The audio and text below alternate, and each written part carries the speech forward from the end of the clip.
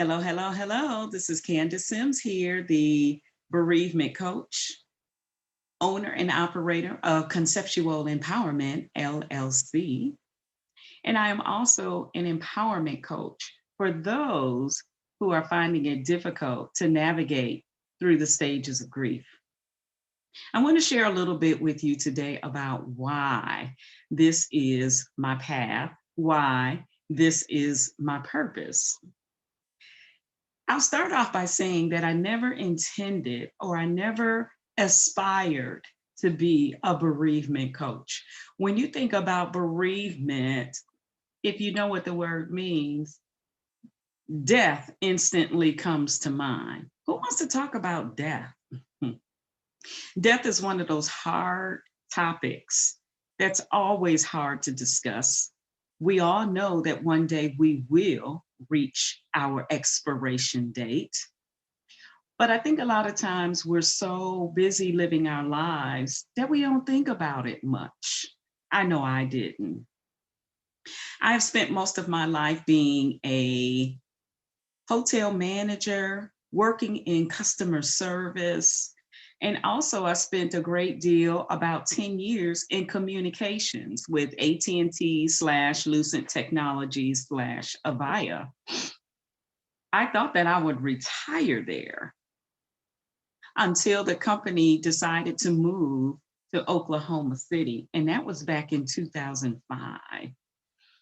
I also recall when I worked there how I just felt like there was something else that I needed to be doing with my life. Now, granted, I was good at customer service because I love people. And anyone who loves people doesn't really need a whole lot of training to be a great customer service advocate. It's just a quality and a trait that's in you already. I can also say that I pretty much was a deeply spiritual woman as well, loving my Bible, loving what I was learning in my Bible, because what the Bible did for me is it grew me up. It showed me who I was as a woman. It showed me who I was as a neighbor. It showed me who I was as an individual. But you know, one thing that the Bible did not teach me is how I was as a Black woman. I think life taught me that, because biblical principles and biblical scriptures cross cultural lines, and they cross ethnic lines. There is not something that God instructs for an African American woman that he doesn't instruct for a Caucasian woman or an Asian woman. So the Bible is not culturally specific, it's just universal.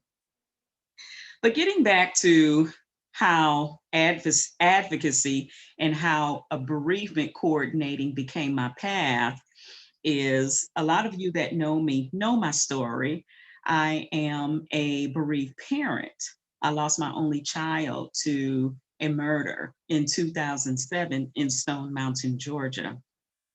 It's been 13 years now, and I still struggle with some of the effects of losing my son at an untimely, which I consider an untimely time and an untimely period in my life. I didn't know what to do with the feelings that I was going through. I didn't know how to manage my emotions. I didn't know how to be as a parent, as a mother. Am I still a mother? I no longer have a son to parent, even though he was an adult.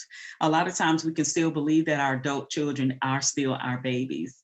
But what happens when they've been taken away from you suddenly, unexpectedly from this world? How do you deal with that?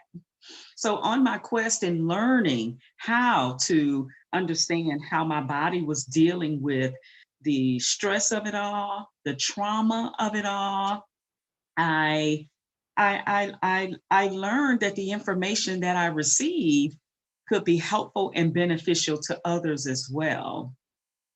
So the way that I coach is offering you the education, the helping you to understand and decipher through certain things, helping you to connect the dots so that you know what the next move for you is. It's not one of those coaching programs where I tell you what to do.